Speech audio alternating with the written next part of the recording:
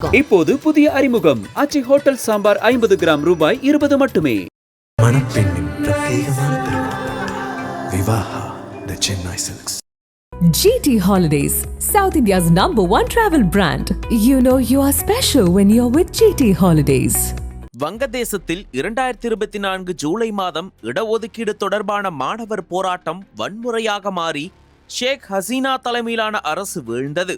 இதையடுத்து நோபல் பரிசு பெற்ற முகமது யூனுஸ் தலைமையிலான இடைக்கால அரசு நாட்டை நிர்வகித்து வந்தது. இந்த நிலையில்தான் பிப்ரவரி 12 அன்று பொது தேர்தல் நடத்தப்பட்டது. இந்த தேர்தலில் ஷேக் ஹசீனா மீது வழக்கு உள்ளதால் அவாமி லீக் கட்சி போட்டியிட தடை விதிக்கப்பட்டது.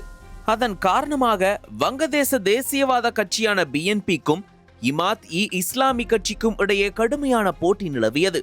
தேர்தலில் 50 கட்சிகளை சேர்ந்த 1755 வேட்பாளர்கள் மற்றும் 273 சுயேட்சைகள் போட்டியிட்டனர். இந்த தேர்தலில் BNP கூட்டணி 212 இடங்களை வென்று அறுதி பெரும்பான்மை பெற்றுள்ளது. இஸ்லாமி கூட்டணி 77 இடங்களையும் மற்ற சில கட்சிகள் மற்றும் சுயேட்சைகள் எஞ்சிய இடங்களையும் வென்றுள்ளனர். BNP கூட்டணி பெரும் வெற்றி பெற்றுள்ள நிலையில் BNPயின் தலைவர் தாரிக் ரஹ்மான் பிரதமராக உள்ளார்.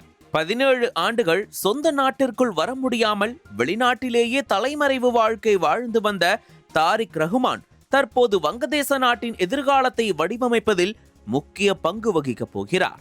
யார் இந்த தாரிக் ரஹ்மான்? தாரிக் ரஹ்மானின் தந்தை ஜியாவூர் ரஹ்மான் 1971 விடுதலை போரில் முக்கிய பங்காற்றிய இராணுவ தளபதி. பின்னர் BNP கட்சியை தொடங்கி நாட்டின் பிரதமராக பதவி வகித்தவர். தாரிக் ரஹ்மானின் தாய் கலீதா ஜியா வங்கதேசத்தின் முதல் பெண் பிரதமர். கணவர் ஜியாவூர் ரஹ்மான் 1981 ஆண்டு படுகொலை செய்யப்பட்ட பிறகு அவரது மனைவி கலீதா ஜியா அரசியலில் இறங்கி BNP கட்சியை வழிநடத்தினார். அந்த காலகட்டத்தில் பெண்கள் வெளியே வரக்கூடாது என்ற அடிப்படைவாத கொள்கைகள் தலைவிரித்தாடியது. இருப்பினும் அதனையெல்லாம் தகர்த்தெறிந்து கலீதா ஜியா 3 முறை நாட்டின் பிரதமராக பதவி வகித்தார். இதனிடையே கல்லூரி படிப்பை முறையாக முடிக்காத தாரிக் ரஹ்மான் ஜவுளி, ஷிப்பிங் போன்ற தொழில்களில் ஈடுபட்டிருந்தார். ஆனால் தந்தையின் மறைவுக்கு பிறகு அம்மாவுக்கு ஆதரவாக அரசியலில் இறங்கினார். தாய் கலீதா ஜியா பிரதமராக இருந்தபோதும் அரசாங்கத்தில் அனைத்து முக்கிய முடிவுகளையும் தாரிக் ரஹ்மான் தான் எடுத்து வந்தார். நிழல் பிரதமராக வலம் வந்த அவரை கிரீட இளவரசர் என்று சொந்த கட்சியினரே அழைத்தனர். 2007 ஆண்டு இராணுவத்தின் உதவியுடன் ஆட்சி பொறுப்பேற்ற இடைக்கால அரசு ஊழல், பண மோசடி மற்றும் ஷேக் ஹசீனாவை கொலை செய்ய முயற்சித்தது உள்ளிட்ட பல்வேறு குற்றச்சாட்டுகளின் கீழ் தாரிக் ரஹ்மானை கைது செய்து சுமார் 18 மாதங்கள் சிறையில் அடைத்தது. அதன் பிறகு 2008 ஆண்டு ஜாமீனில் வெளியே வந்த தாரிக் ரஹ்மான் உடல்நலக்குறைவால் சிகிச்சைக்காக லண்டனுக்கு சென்றார். ஆனால் அதன் பிறகு அவர் நாடு திரும்பவே இல்லை. அவர் மீது பல குற்றச்சாட்டுகள் முன்வைக்கப்பட்டன.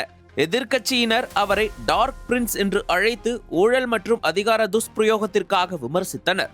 இந்த நிலையில்தான் 17 ஆண்டுகளுக்கு பிறகு கடந்த ஆண்டு டிசம்பர் மாதம் தாய் கலீதா ஜியாவின் மறைவின் போது மீண்டும் வங்கதேசத்திற்கு திரும்பினார். அந்த சமயத்தில் ஜென்சி போராட்டத்தால் ஷேக் ஹசீனாவின் அரசு கவிழ்க்கப்பட்டு நாடே போர்க்களமாக இருந்தது. தாயின் இறுதி சடங்குக்கு பிறகு BNP கட்சியின் தலைவராக பொறுப்பேற்ற தாரிக் ரஹ்மான் இழந்த செல்வாக்கை மீட்டெடுக்கும் வகையில் தீவிர தேர்தல் பிரச்சாரத்தில் இறங்கினார். குறிப்பாக அடுத்த 5 ஆண்டுகளுக்குள் 1 கோடி இளைஞர்களுக்கு வேலைவாய்ப்பு உருவாக்குவேன் என்றும் நாட்டின் உட்கட்டமைப்பை மேம்படுத்துவேன் என்றும் மத வேறுபாடின்றி அனைவரையும் உள்ளடக்கிய பாதுகாப்பான தேசத்தை உருவாக்குவோம் என்றும் உறுதியளித்தார்.